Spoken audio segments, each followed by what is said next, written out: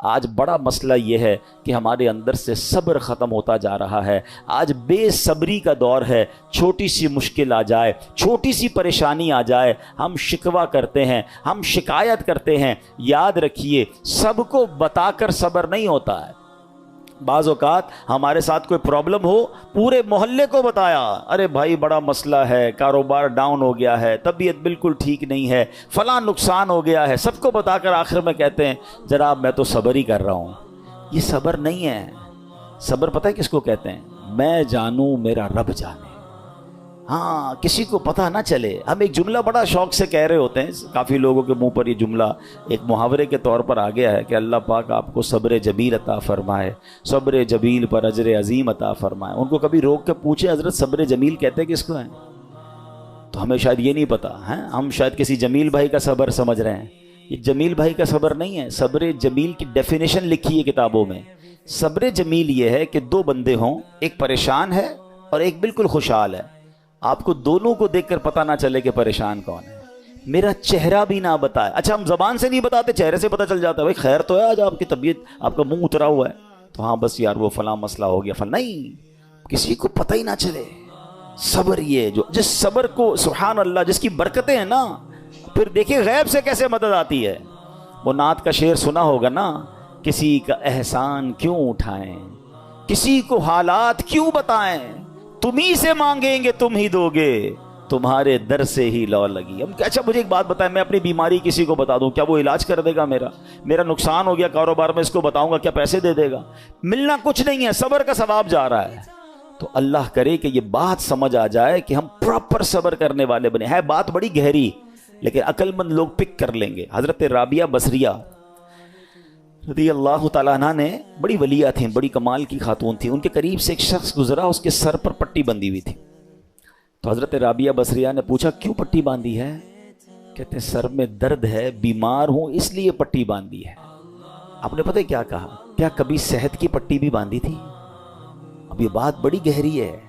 یعنی ان کا کہنا یہ تھا کہ رب نے تمہیں اتنے دن تک صحت مند رکھا, کسی کو نہیں بتایا. آج تھوڑے دن کے لیے بیماری ہوئی تو پٹی باندھ کے سب کو بتا رہے ہو کہ اللہ نے بیمار کیا ہے.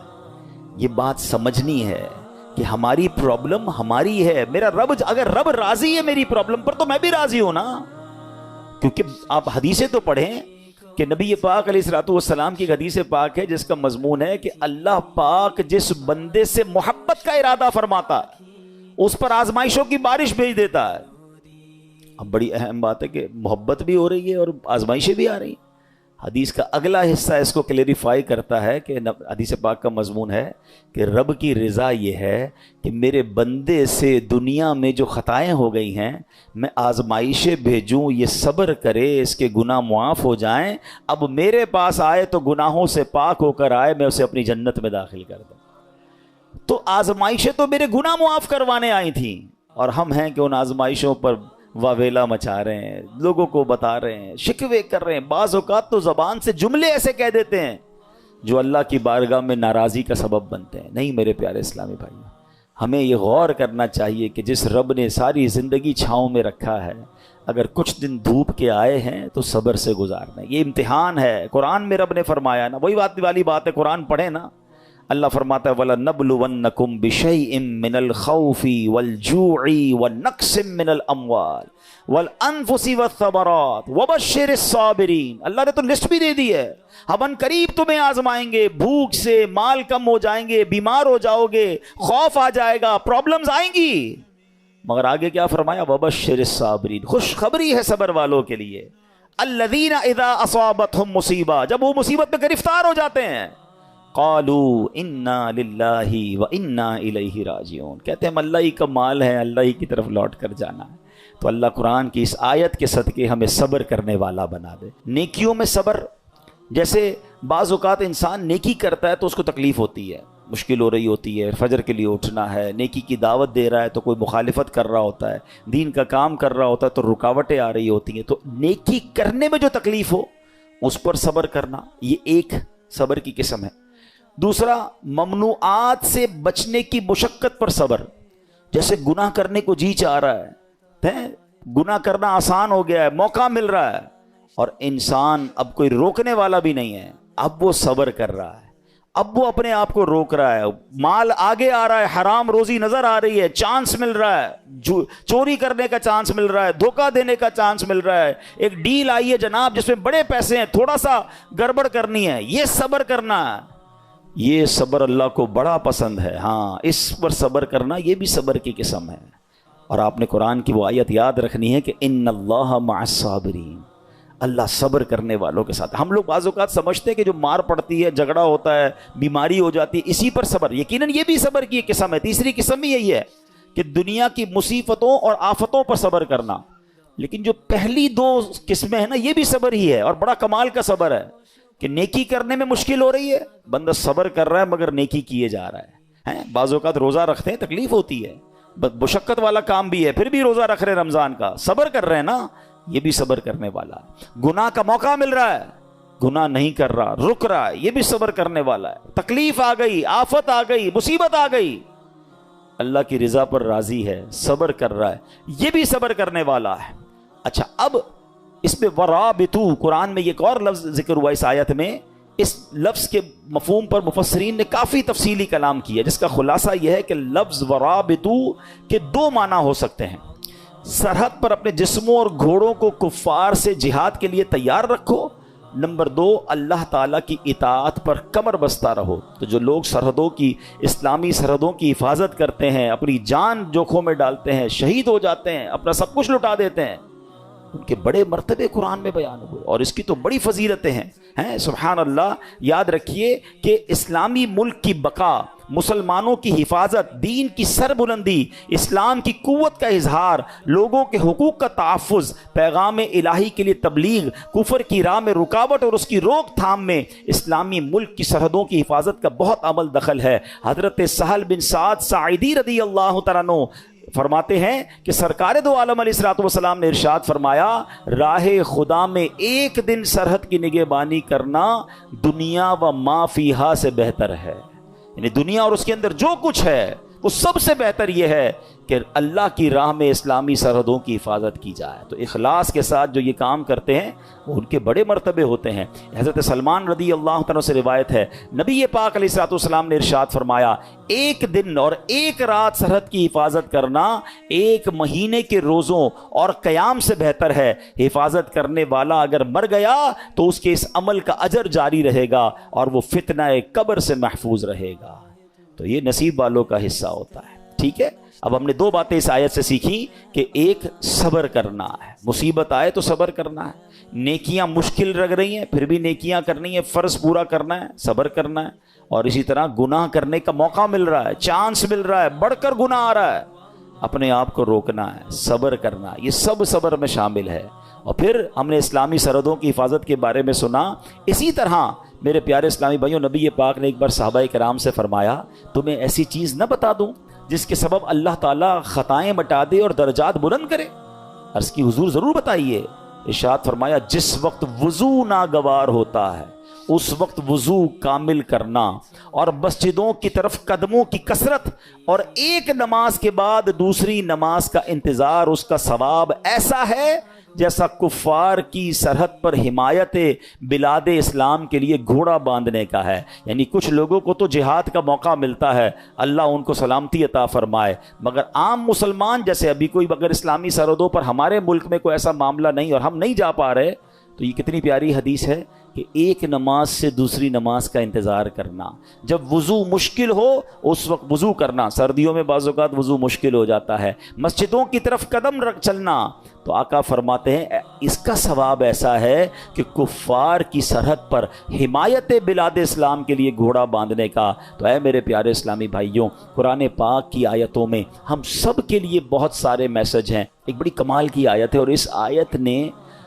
ہزاروں، میں کہوں کہ بہت سارے لوگوں کی زندگی میں زبردست انقلاب برپا کر دیا، صرف ایک آیت نے۔ آیت کیا ہے؟ الم یأن للذین آمنوا ان تخشع قلوبہم لذکر اللہ، 27واں پارہ ہے، سورہ حدید ہے، آیت نمبر 16 ہے۔ اس ایک آیت میں اتنا گہرا میسج ہے۔ اس کی میننگ کیا ہے؟ معنی یہ ہے، کیا وقت نہیں آیا ان لوگوں کے لیے جو ایمان لائے کہ جھک جائیں ان کے دل اللہ کی یاد کے لیے؟ یعنی جھنجھوڑا گیا ہے، پھر بھی وقت نہیں آیا کہ توبہ کرو اور اللہ کی طرف جھک جاؤ. اب دیکھیے جس کے دل پہ اثر ہونا ہوتا ہے کیسا ہوتا ہے, جو پاکیزہ دل اللہ پاک جن کے دلوں پر قرآن کا اثر ڈالتا ہے کیسا ہوتا ہے, کہ حضرت فضیل بن عیاض رحمت اللہ تعالی علیہ, یہ بہت بڑے اللہ کے ولی گزرے ہیں, مگر شاید بہت کم لوگوں کو پتا ہوگا کہ توبہ سے پہلے یہ بہت بڑے ڈاکو تھے, اور اتنے خطرناک ڈاکو تھے کہ محلے والے, علاقے والے, شہر والے ان سے ڈرا کرتے تھے. آپ نے قرآن مجید کی ایک آیت پر عمل کیا. ہوا کیا کہ ایک بار آپ قافلے کے ساتھ کہیں جا رہے تھے, قافلے میں ایک شخص جو تھا تلاوت قرآن کر رہا تھا, اور اس نے یہ آیت پڑھ دی. آیت کیا ہے؟ الم یأن للذین آمنوا ان تخشع قلوبہم لذکر اللہ. کیا وقت نہیں آیا ان لوگوں کے لیے جو ایمان لائے کہ جھک جائیں ان کے دل اللہ کی یاد کے لیے. اب جب یہ آیت آپ نے سنی نا, حضرت فضیل بن عیاض کے دل پر ایسا اثر ہوا, اتنا روئے, اور کہتے ہیں یا اللہ وہ وقت آ گیا ہے کہ ہم تیری راہ میں چل پڑیں. آپ رحمت اللہ تعالی زاروں کے تار رونے لگے, اس کے تقاضے پورے کیے, لوگوں کا لوٹا مال واپس کیا, اور اپنے سارے جو ڈاکوؤں کا گروپ تھا کہہ دیا کہ میں نے توبہ کر لی ہے, اب میں اللہ کی نافرمانی نہیں کروں گا. ڈاکوؤں کے قافلے والوں نے کہا کہ سردار اب ڈکیتی میں بھی ہمارے سردار تھے, اب توبہ کر لی تو اس میں بھی آپ ہمارے سردار ہیں. پورے قافلے نے توبہ کی, اللہ کی یاد میں لگ گئے, علم دین سیکھا, عبادت و ریاضت میں مصروف ہوئے. اللہ اکبر. پھر اللہ نے آپ کو ولایت کا ایسا مقام عطا کیا کہ ایک مرتبہ منا میں ایک پہاڑ پر موجود تھے. آپ نے فرمایا اگر کوئی ولی اللہ اس پہاڑ کو حکم دے کہ ایک پہاڑ لمبا ہو جا تو فوراً لمبا ہو جائے گا. بس اتنا کہنے کی دیر تھی کہ پہاڑ نے لمبا ہونا شروع کر دیا. آپ نے فرمایا پہاڑ رک جا, میں نے تجھے حکم نہیں دیا ہے. یہ سنتے ہی وہ ٹھہر گیا. تو اللہ والے جو ہوتے ہیں, اب یہاں جو اصل ہمیں بات سیکھنی ہے کہ توبہ کرنے سے اللہ کیسا مرتبہ عطا فرماتا ہے. ڈاکو ہو اللہ اسے اپنا ولی بنا لیتا ہے. بس سچے دل سے توبہ کرنا ہے اور قرآن کے نور کو دل میں داخل کرنا ہے. ایسی بہت ساری قرآن میں آیتیں ہیں, اگر بندہ دل سے پڑھے تو وہ ڈائریکٹ دل پر اثر کرتی ہیں, امپیکٹ کریٹ کرتی ہیں. آپ قرآن کا امپیکٹ دیکھیں نا, کبھی کبھی ایسا ہوتا ہے کہ بہت اچھا قاری تلاوت کرنے والا ہو یا امام صاحب بڑی اچھی تلاوت کر رہے ہوں, ہمیں سمجھ نہیں آتا مگر آنکھوں سے آنسو جاری ہو جاتے ہیں, دل پر ایک کیفیت طاری ہو جاتی ہے. کیسے؟ بات تو سمجھ نہیں آ رہی ہے. یہ وہ قرآن کا نور ہے, یہ وہ قرآن کی برکت ہے جو آپ اپنے دل میں محسوس کرتے ہیں. اللہ کرے کہ میں اور آپ سمجھ کر قرآن پڑھنے والے بنیں اور قرآن کی برکتیں حاصل کریں. صحابہ کرام کس طرح عمل کرتے تھے؟ قرآن کی آیت پڑھتے تھے اور نیکی پر عمل کر لیتے تھے. بخاری شریف کی ایک حدیث ہے, حضرت ابو طلحہ انصاری رضی اللہ تعالیٰ عنہ بڑے مالدار صحابی تھے. انہیں اپنے مال میں بے روحا, یہ بڑا پیارا ایک آپ کا کنواں تھا, باغ بھی تھا, وہ باغ بڑا پسند تھا آپ کو.